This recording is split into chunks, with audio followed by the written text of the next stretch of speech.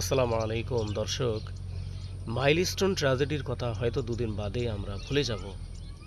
তবে বাংলাদেশের অনন্তকালের ইতিহাসে এদেশের লক্ষ কোটি শিক্ষার্থীদের হৃদয়ে একজন নারী মরেও অমর হয়ে বেঁচে রবেন, যিনি শহীদ প্রেসিডেন্ট জিয়াউর রহমানের পরিবারেরই একজন সদস্য, তার আপন খালাতো ভাইয়ের মেয়ে, শ্রদ্ধেয়া মরহুমা মাহারিন চৌধুরী, যিনি অসীম সাহসিকতার পরিচয় দিয়ে নিজের জীবনের পরোয়া না করে নিশ্চিত মৃত্যু প্রায় ২০ জন কোমলমতি শিক্ষার্থীকে বাঁচিয়েছেন এবং নিজে শতভাগ আগুনে ঝলসে তিনি শাহাদাত বরণ করেছেন।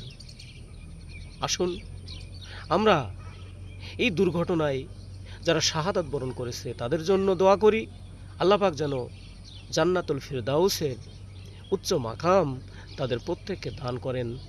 আমিন।